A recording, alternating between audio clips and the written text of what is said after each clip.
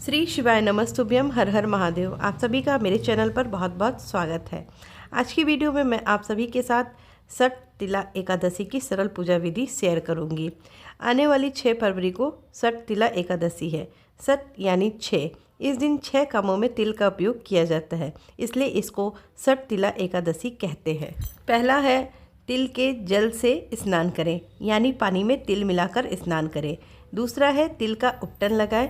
तिल को पीसकर उसमें थोड़ा सा पानी मिला देंगे तो उपटन तैयार हो जाएगा। तीसरा है तिल मिला हुआ जल पिएं।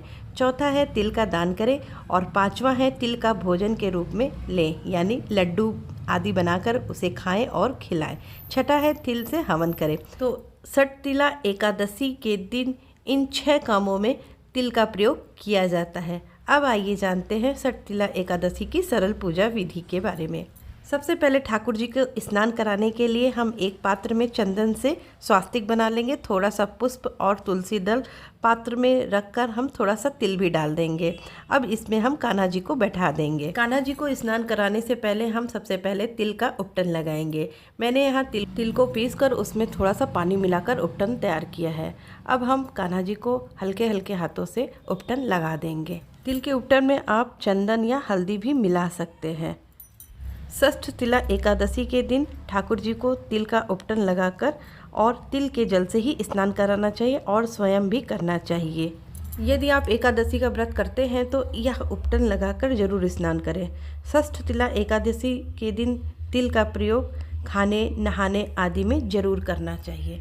अब हम तिल के जल से ही ठाकुर जी का स्नान कराएंगे। इस तरह से आपको कान्हा जी का स्नान कराना है। स्नान कराने के बाद टॉवेल से अच्छी तरह से कान्हा जी का अंग पोषण कर देंगे। इसके बाद मैं कान्हा जी का इत्र से मालिश करूंगी। आप भी कान्हा जी का इत्र से मालिश जरूर करें। मालिश हमेशा हल्के हल्के हाथों से करें। इत्र का मालिश कर देने के बाद कान्हा जी का हम सुंदर श्रृंगार कर देंगे। श्रृंगार कर देने के बाद एक चौकी पर हम ठाकुर जी को विराजमान करेंगे। ठाकुर जी को विराजमान करने से पहले आप एक चौकी पर पीला वस्त्र बिछा दें।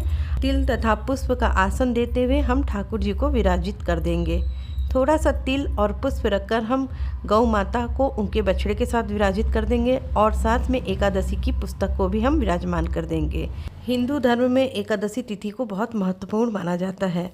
शास्त्रों के अनुसार सठ तिला एकादशी व्रत रखने से भक्तों को मोक्ष की प्राप्ति होती है और उनके सभी दुख दूर हो जाते हैं। इसके बाद थोड़ा सा तिल और पुष्प का आसन देते हुए हम दीपक को विराजमान कर देंगे।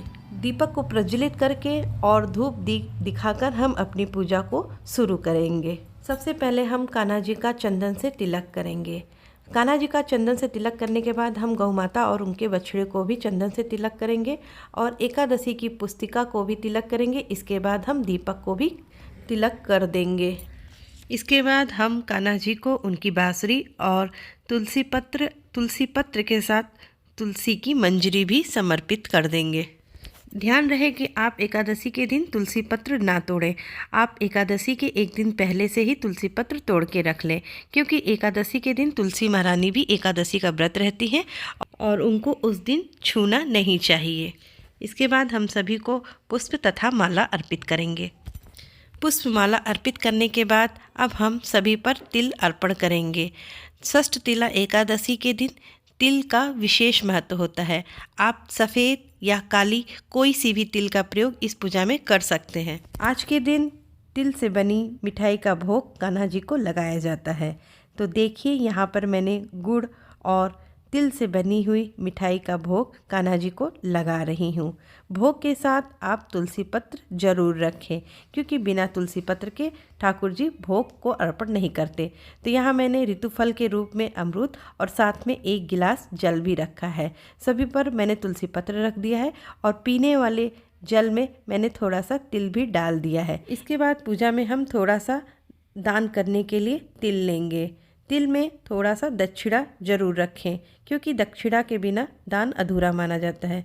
तिल का दान आप अपनी इच्छा अनुसार कम या ज़्यादा कर सकते हैं। आज के दिन कान्हा जी को नारियल और सुपारी अर्पित की जाती है।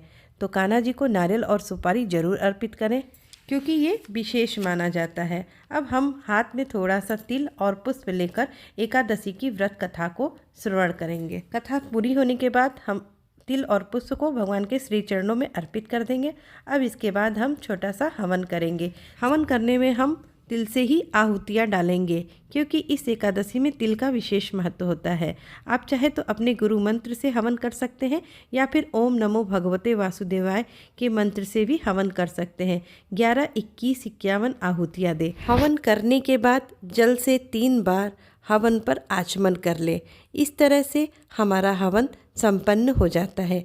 इसके बाद हम आरती करेंगे। इस तरह से आपको आरती करनी है। भगवान कृष्ण जी की आरती करेंगे।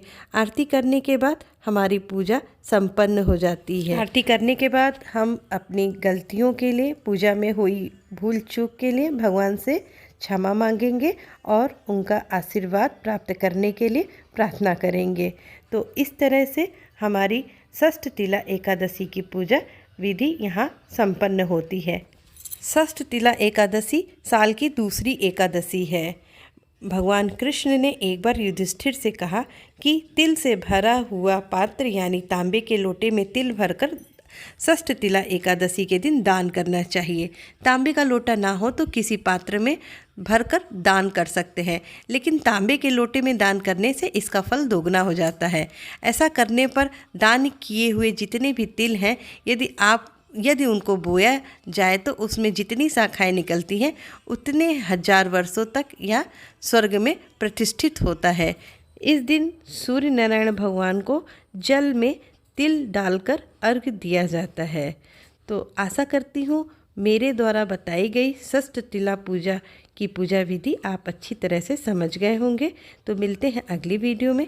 तब तक के लिए श्री शिवाय नमस्तुभ्यम। हर हर महादेव। ओम नमो भगवते वासुदेवाय।